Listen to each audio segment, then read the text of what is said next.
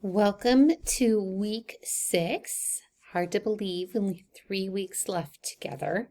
The focus of week 6 is geography. And when I was an early teacher, I felt like geography was just like this very specific thing. It was just maps and location.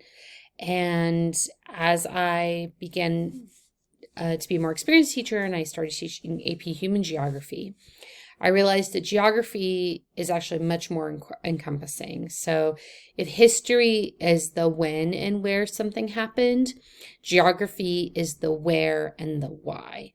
So geography tells us not just locations, but it tells us all about humans. It tells us where people live. How does culture spread? How does language spread? How do innovations and technology spread? And why do those things happen, right? So why do people live in the places that they live? So geography is a lot deeper than I think a lot of us are taught in school. So this is the first week. That's a quizzes, should say Ed Puzzle. And then you've got a week 6 reading and discussion. Then another Slack post. This is about books that teach empathy. And then we're going to be doing our first lesson sketch. All right. So similar pattern for the reading discussion group, 30-ish minutes, 20, 30 minutes on your group. You don't need to post on Blackboard. And here is the discussion. Okay, chapter 10, 13, and 2. It's just specific pages.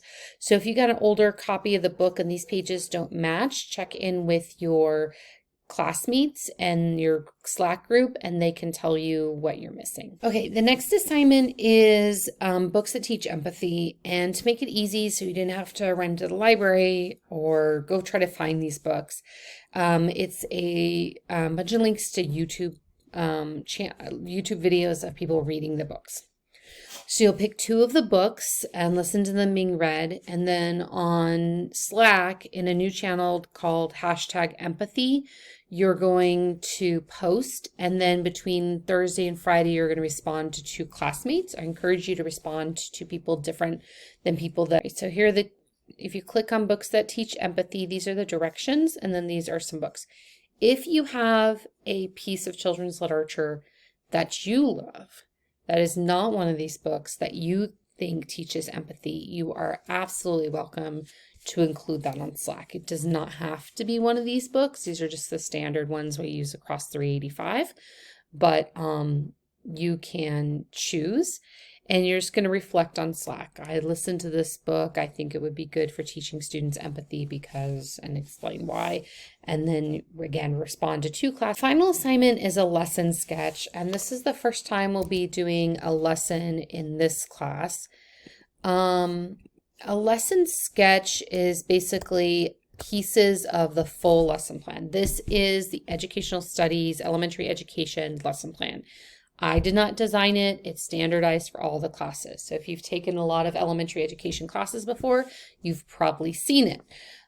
You are the author. You are writing this lesson plan. The course is Education 385, whatever your grade level. And then the grade level is what grade level you're teaching and the subject. So this is about you and the date, and the subject is going to be geography. And then the grade level, what grade level are you teaching? You do need to find the content standards, so go back to week 2 and the links in week 2 to find the content standards. Lesson objectives are what you expect students to know at the end. It's important to know what you expect students to know at the end so that you can plan what you want them to do. Then materials are any materials that you would need for the lesson. So for the lesson sketch, you're only doing these 6 boxes down here. Their full lesson plan is very larger. You will sometimes see lessons called Into, Through, and Beyond. We use activating background knowledge, instructional input, and closure. They're all kind of the same. So this first section is how are you going to engage the learner? How are you going to tie what they already know to the new thing you're introducing? What is the hook? So the instructional strategies are what are you as the teacher going to do and what is the students going to do? So the teacher will, the students will do these things, and you can bullet. The rationale is a narrative. It's probably 4 to 5 sentences. Why? Okay. You can't internalize these things. in the beginning. In the beginning, you really do, as a teacher, have to spend time thinking, why am I doing this? The best teachers are the ones that stop and think, what do I want my students to know at the end? How am I going to help them learn that? And why am I choosing those strategies? When you've taught for 10, 20 years, you maybe don't have to write all that out.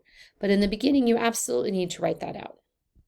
I think it goes without saying that you shouldn't use teacher pay teachers, that you shouldn't use ChatGPT or Gemini or any other AI. You shouldn't use schools AI or any AI platform at all. This should be your own work. And the reason it should be your own work is because you are learning to be a teacher.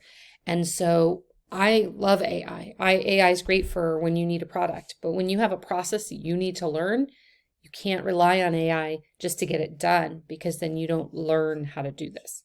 So again, this is the beginning. This is what you would consider like the traditional teaching, the instructional inputs, what we call it. You saw sometimes hear again into, through, beyond, through being, what are we doing now? Okay, this is like the meat of the lesson. And then closure is, how are you wrapping that up? It could be extension, it could be assessment, it could be a project. You sometimes also hear that called the beyond. They've learned the things, now what? Are you going to assess it? How are you going to assess it? Are you going to have them make something? What are you going to have them make? Are you going to go on a field trip? What is the so what that happens at the end of the lesson? Here are two examples just so you can see kind of the detail.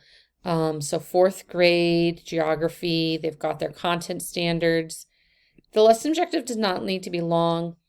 The California mission is very popular to do for geography. I'm not a big fan of the California mission projects that we grew up with. So I like when students can reinvent them and think of them in a different way.